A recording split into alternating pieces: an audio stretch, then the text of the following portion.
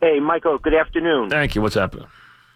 Hey, Michael, before I make a comment about the Yankees, I just want to let you know that I spent just about half my life listening to you, and you provided a lot of entertainment along the way. Spent a lot of time on the road, so you and Dog kept me company. And I especially liked the, the bits you used to do about the ratings and things like that, and it always kind of, made me feel that, if I was in that group or category, I was, watching the right thing. So that was pretty good. And so, again, I just wanted to thank you for all the memories. And about the Yankees, just wanted to get your take on what Joe Girardi must be thinking right now after the signing of Stanton. And if you think that Boone is going to be the next Joe Torre, walking into all these championships. That I can't tell you. I mean, there's a lot that has to go right. There's a lot of, you got to get the right kind of people. I don't know if they have that yet. I mean, we have to see that they have that, that special closer, that special guy, that special, the Andy Pettit, the special El Duque. I mean, so many different things have to happen. But I don't think Joe Girardi's that upset about anything. I think he'll get past it. I don't think he's worried about the Yankees right now. I think he'll stay busy and then he'll manage again and he'll have his own team. I mean, I don't think, listen, he had a good run. It happens. Anthony in Franklin Square. What's up, Anthony? Hey, Mike. How are you? What's happening? First of all, I wanted to say you give the best interviews of all time. I've listened to your show for probably about 15 years. The one you did with Coach K last week was perfect. And I'm going to miss you a lot, really. I met you at Mulcahy's a bunch of times, and you always were a perfect gentleman. I just want to let you know that. Thank you. That's one. You're welcome. Two is, I don't know, it's just a long shot. D. Gordon and/or Castro. Is it possible for the Mets to get either one? Yeah, the Mets evidently have been talking about Castro, so I think Castro is a possibility. There's been talk of that, so I think he'd actually help the Mets. I really do. David in Woodcliff Lake. What's up, David? Hey, Mike. How you doing? Good. What's happening?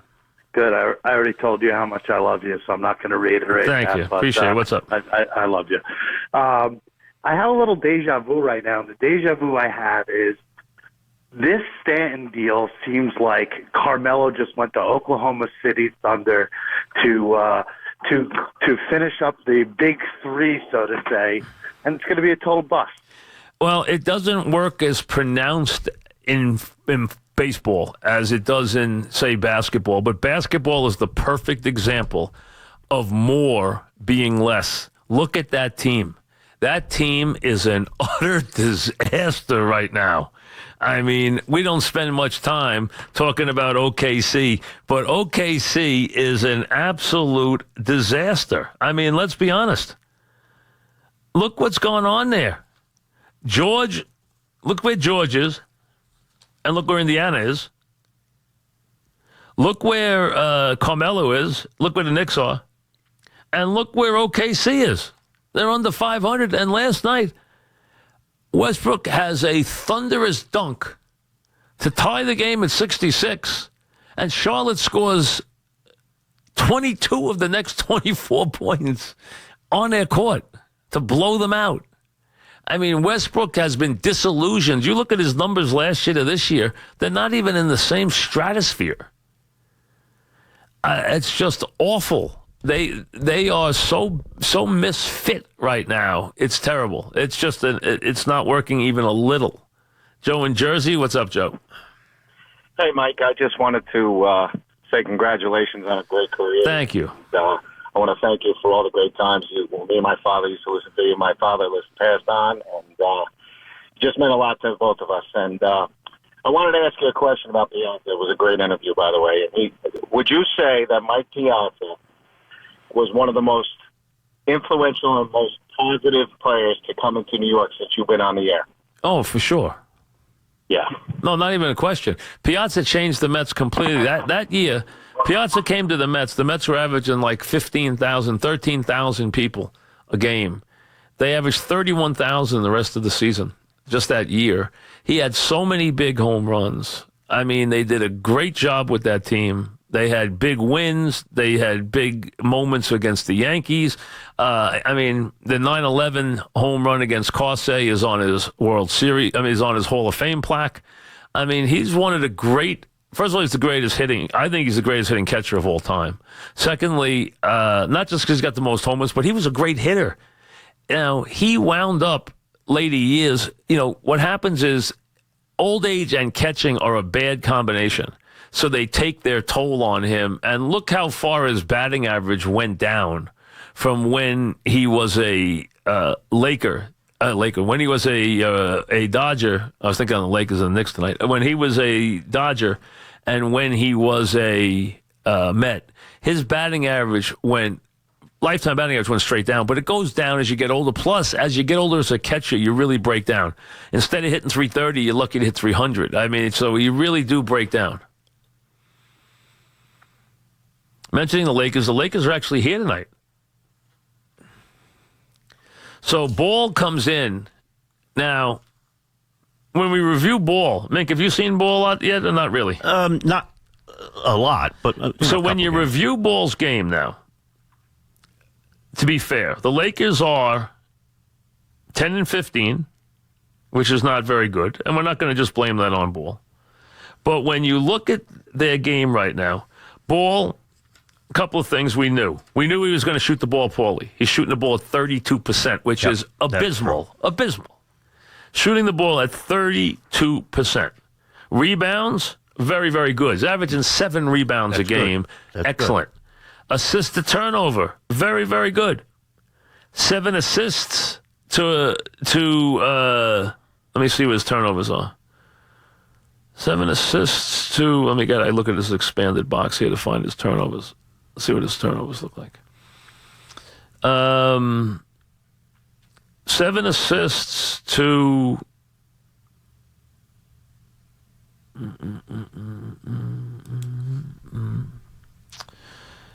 Let me see. What's he averaging? 2? Is this right, 2? 2.6. So 7 assists to 2.6, which is not, and listen, the 2.6 is a little high. For the minutes he's playing, it's a little high. But overall, not terrible. He's averaging 32 minutes. He's averaging 8.6 points. He's shooting 32 from the floor, which is absolutely abysmal.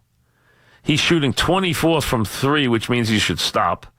He's shooting an absolutely ungodlike, almost sit on the bench like 47% from the foul line, which is, unless you're Will Chamberlain, 47 doesn't cut it, okay? It doesn't even cut it when you wilt. His rebounding for 32 minutes is sensational, 7. His assists, 7. Those are sensational. So this guy plays major minutes. He's a triple-double every night in the future because he's going to average 10 assists. He's going to average 10 assists without breathing hard. He's going to average 10 rebounds without breathing hard, or 8 rebounds anyway without breathing hard. Problem is he can't score. Can't shoot. Can't make free throws. So you don't want him penetrating and driving because he doesn't make free throws. He's got to get his he's never going to be a great shooter, but he's got to get his free throw percentage up to where he can score on a foul line. If he can do that, then you at least can have him take the ball to the basket. Right now, you don't want him taking the ball to the basket because if he gets fouled, he's death. He doesn't make his free throws. I'm shocked by how bad his free throw shooting is. That's scary. Listen, 70% is bad for a 70% is bad for a point guard. 47% on the foul line. Uh-huh. That's almost ridiculous. That's almost hard to fathom that he's shooting 47% on the foul line. It really is. He doesn't guard anybody. He can't guard anybody. So he's got 2 pluses. He's a very good rebounder, and he's a very good passer. He's a very instinctive passer. Knows what he's doing out there, just can't make a shot, and doesn't stop anybody. So he's got his limitations. Playing a lot of minutes, though. Now, if you look at what he's done, and look at what, say, Fox has done, you see there a guy who is a lot closer to what he needs to be right off the bat. If you say what he's done and the minutes he's playing, as an example. Have you seen him at all, Mink? No. The Kings, no. You haven't seen them? Nope. he is he's putting up really good numbers. When you look at his, here we go, Fox. He's played 26 games, averaging 26 minutes, 10 points, 40% from the floor, still needs to be better. 68 from the foul line, still needs to be better. 3 rebounds, 4 assists, and 10 points in 26 minutes. So he's scoring at a lot high level. He's shooting at a better level, a lot quicker, but he still has to get better in a couple areas too. So right now he's doing better, but he can do a lot better also. But 10 points off the bench, 4 assists, 3.5 rebounds. He can easily get to a, if he's starting by the end of the season, he can be a 16, 17, and 7 guy this year and on his way to stardom. So he's about where you want to be. He's doing a good job. So 40 you can live with, 34 you can't live with, and 47 on the foul line. I mean, 69 on the foul line is bad enough. 47 on the foul line is insane. Richie and Brightwaters, what's up, Richie? Hey, Mike. What's happening? Funny, my first phone call to you is when Piazza got traded to you, so it's pretty cool. Actually, is that true? Is that true? Yeah, it's Okay. true. It's the first time I called in, and it was, you're the best ever, and I'm gonna miss you. But I want to go into this Hall of Fame because I'm disgusted by Alan Trammell getting into, I guess, the Craig Biggio wing, or listen. First of all, Jack Morris deserved it. So let's go Mike, there. Let's say one good, one bad. Is getting shunned for what reasons? They don't like him. And he's a 10-time All-Star, not 6-time. He won an MVP. He carried teams to championships. They don't like Garvey. I know, but he's much better. Mike, I can name 10 players better than Trammell, can't you? Yes, Trammell's not. That's a good point, Richie. Jack Morris is a Hall of Famer. Right. I always thought he was a Hall of Famer. I've always said Jack Morris, I think, was one of the generational pitchers. I think he's the real deal. I always loved Jack Morris. Alan Trammell, I'm with you. I don't think Alan Trammell's a Hall Mike, of how do you Famer. justify it? They take this new. I like that they're doing this, and now they're going to ruin it right off the bat by putting this guy in right in the beginning. I mean, I just don't get it. I can name 10. You look at Dave Parker's career, right? Compare it to Trammell's. It's not even close. You look at Ted Simmons, who we all know is the most unknown great catcher of all time. He's sitting out. It was a terrible catcher. It was a great hitter, though. Right, but when he played catcher position, switch hitter, great hitter. Great hitter. Up, right? He's not in. Why is he not in if Trammell's in? I happen to agree with you. I love Morris. Trammell. Now, let's look at Trammell for a second. They put Trammell in and Morris in. Morris, yes. No question. Now, Trammell. Shortstop, obviously. Played 20 years. Hit 285. 2,300 hits.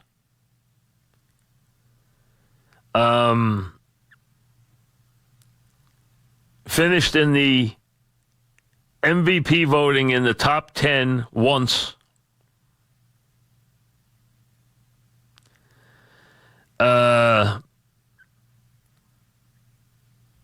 In the Hall of Fame, I only have him in the top 10. I meant top 5. Excuse me, not top 10. Top 5, second, once. Not top 10, top 5. Top 10, 3 times to count. I only count top 5. Top 5 once. Once he finished second. To be fair, he didn't hit 300. He is a shortstop. We understand that. He didn't play a lot of postseason baseball, which we know. He was a good player. Good player. Alan Trammell is not a Hall of Famer. I'm sorry. Popular figure, played a long time. He and Lou Whitaker were a great double play combination. I'm trying to be as nice as I can.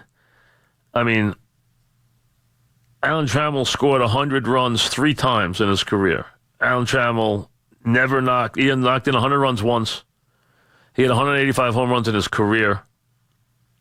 His lifetime career OPS is 767. I understand he's a shortstop. I'm taking that into account. But he was a good shortstop. He was never a great shortstop. I'm trying to see what I would use as a redeeming quality to him I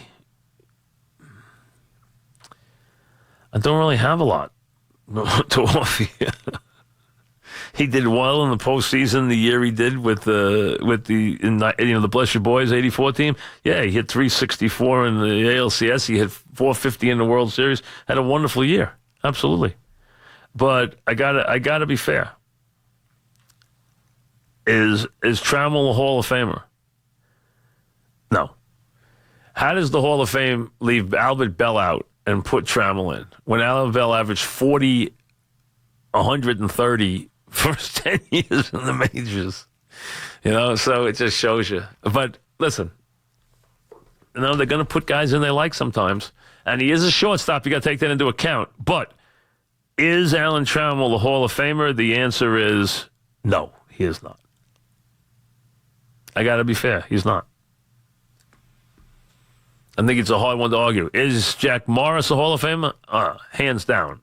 Yes. Mike in New Haven. Yes, Mike. What can I do for you? If Morris got in, the one thing I am hoping is that Messina can get in too. But Messina's a borderline Hall of Famer. I think he is. Alan Trammell doesn't belong in a Hall of Fame. Yeah, I was going to say, before I get into my Piazza point, just quickly, because I won't be home Friday. No, just get to the point. What do you want to talk about? This is the last time we're going to talk. Fine. Okay, thank you. Thank you. We just talked last week for like an hour. You kept me on the phone there for like an hour that day. Not for an hour. For the record, folks, we did an interview, which is going to come out soon in my podcast. Oh, my God. For the record. For whose record? For all the people that follow me on Twitter. No one follows you. You're a college student. What do you mean they're following you? 1,688 people. 1,688 people? Yes. That's not being followed. That's you're lost. You're lost at 1,688 people. No, but for the record, that interview will come out, and you were very generous, and it was good to talk to you, and you were nice enough to do that, and a couple other things for me this year. So that'll be very, very cool to have that podcast, episode 1, come out. You still there? Episode 1? There's not going to be an episode 2. There is going to be an episode 2. There'll be an episode 1. I mean, listen, this podcast was green-lighted, and I said to my bosses, the first thing I'm going to do is I'm going to reach out to Mon. Are you a professional? Huh? Are you a professional? Are you being paid for this podcast? Not yet, but soon. All right. Well, then, wait a second. Who's your boss then? He's not your boss. You're not getting paid. That's the same thing my sister tells me when she gets so mad. But given the structure, we have a CEO, we have a media director, and we have an editor-in-chief. So great. You got a lot of people not making any money. That's wonderful. Not yet, but we're going to get big. And this is the way to do it. Me interviewing you is definitely... What's the name of the podcast? Mike in New Haven. MIC''D in New Haven. And what's the name of the company? Gotham Sports Network. You know that. No, I just asked you. I didn't know it. What is Gotham Sports? See, I just gave you a plug. Gotham Sports Network is the name of the company. There you go. They don't have any employees. They don't have any money. They don't make any money, but they're burgeoning. They're getting ready for episode 2. Are they hiring? Why, you need somewhere to go? I don't know. Wait, there's a show Monday, right? I would assume so. Do you know who that show is yet? I have not seen it. We don't have a schedule yet. I have not seen a schedule. Okay. Is that unusual? It would be a little bit unusual. It is. Like, yes. How many weeks in advance is the schedule usually out? A few weeks. And there's no schedule for next week? There's not one out. Okay, so I guess maybe they're still contemplating on the Monday situation? It would seem that's the case, yes. Are you working Monday? As of now, I'm on the schedule. That could change at 6:30 on Friday. Oh, wait. What are you talking about? You're an employee. This is your domain. Yes, it is. So you'll be there Monday. I will. That's the Maybe plan, you yes. two are hosting Monday. Say that again? Maybe you two are hosting Monday. That would be news to us. With the wrestler. Oh, with Tazz. Tazz, yeah. You two and Tazz. Tazz would love that. Tazz? It looks like McGonagall. They look like brothers after I met Tazz. So I could see the three. He's insulted by that comment. Who was? I think you managed to insult 2 people with one comment. Why? I think you both have to take a realistic step back and look and see that there is, enormous similarities between the two of you, and not look at it that way. Look at it as being a very much an accurate statement. Where I just happen to notice when I'm sitting there, I could see you and see Tazz at the same time, and I said, "You guys look like brothers." We both have the same kind of, stocky build. Well, not just face. You got the same kind of face. You got the same kind of look. We both have too much face. Yeah, well, all right. I mean, maybe a little, but I mean, the bottom line is you guys look alike. You just really do. And I guess Tazz has, got a future around here. Seems like it. That's what I hear. I mean, listen, the problem these days is I get most of my information from you. I mean, that's really my problem. That's not exactly, I used to have a better stream than I have now. So you're not in the loop anymore? No, I am so far out of the loop that there isn't even a loop that comes near me anymore. I'm so far out of the loop. The audience would love the idea of you and Tazz chatting, though. Tazz and I? Yes. About what? Just in general, how the would fact I that chat you and with Tazz? Tazz are in the same room. I know nothing. Tazz and I had a wonderful conversation. I know, I saw that. But I don't know anything about Tazz's history. I don't know him as a wrestler. He was a good wrestler? He was one of the best. And now he's in all business? Does he only do broadcasting? Does he only do wrestling, or does he do everything? He does everything. Oh, he does. So you get Tazz college sports. You get Tazz on football, Tazz on basketball. He can do it all. Okay. So, all right. So as of Monday, if I turn on the station Monday, you're going to be in that chair. I would hope so. Okay. What about you? You going to be in that chair on Monday too? I'm pretty sure. All right. I don't know who else would sit in a one-arm chair, so I think I got a shot. There you go. Oh, I would expect you guys to still be there Monday. I don't know where you'd be going otherwise. There's no chance you're coming back. No, there's two things you can count on. One, I won't be here. Two, you're not coming with me. So those two you can count on right now. No rooms in Florida? Those two you can count on right now. So Monday I'm making my trek over to the CNBC. I'll be on the show at noon with my buddies over there. We'll be watching. With John. That's it. 12 o'clock. You guys will be watching the halftime report with me and all the guys. That's it. I'll be doing it at 12 o'clock next Monday. Looking forward to it. It's exciting. For far too long, it's just been me and Monzo benefiting off your financial advice. Now it's finally... Now, that's it. You have been. You guys have had very good years of my advice this year. You probably could almost retire. You're a little young for that. You're just starting to... Well, Mons is in a league of his own. You're just starting to produce a family, as you already have one that I know of. So... I know of too. Mons is in a different ozone. He's on his way to his own Mudville 9 is what he's on his way to. He's already got his own basketball team. He's on his way now to his own baseball team. Who knows? He might be able to fill it too deep before too long. The way he's going. My wife wouldn't stop. Trust me. It's amazing. And she's always so bright and cheery when I see her. I don't understand how she does it. I mean, it's amazing how many kids she's got.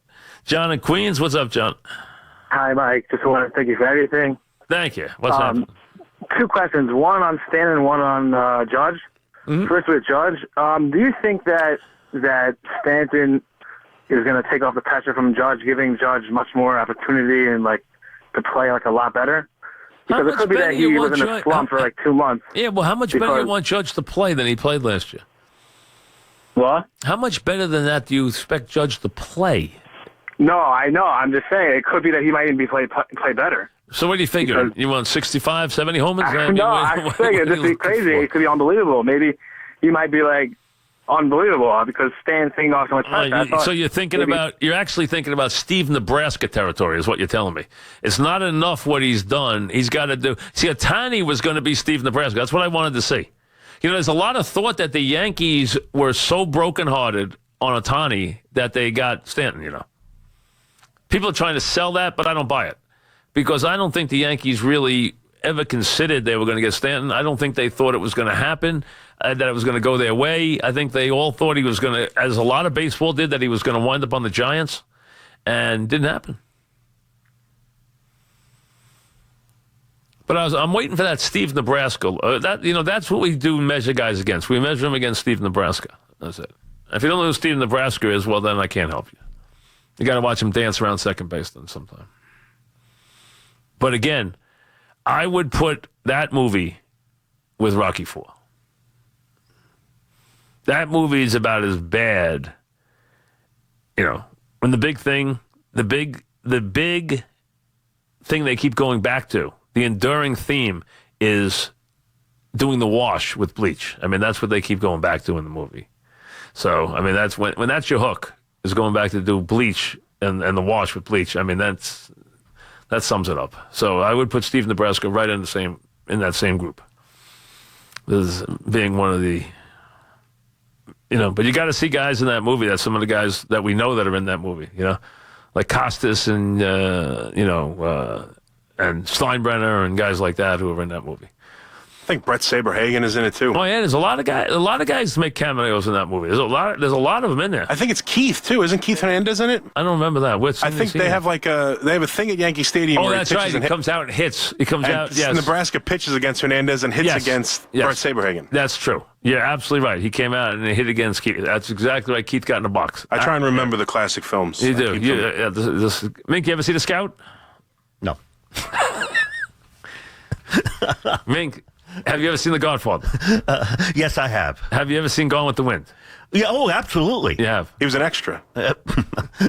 Superman was in Gone with the Wind. Superman was in Gone with the Wind. Now, he's in it, and he was also in From Here to Eternity, and when they had him in the scene, when they previewed the movie, everybody yelled, "There's Superman," and they cut him out of the movie. Really? Yes, he was bummed out by it. He was up for a role in From Here to Eternity. And he was very upset that he got cut out of the movie. But yes, he is in the beginning of Gone with the Wind. He is on there with Miss Scarlett at the beginning, right at the early picnic when things were still pleasant in the South. He was definitely there. That is very true. So you've seen those two? Yes. Have you ever seen Braveheart? No. Have you ever seen Goodfellas? No. Have you ever Mike, seen I don't see a lot of Donnie movies. Brasco? No. Have you ever seen... Forrest Gump is one everyone's seen. You seen Forrest Gump? I've seen that, yes. You have? On TV. Yes. You are Forrest Gump, I think, sometimes. 4 o'clock, here's the Mink Man.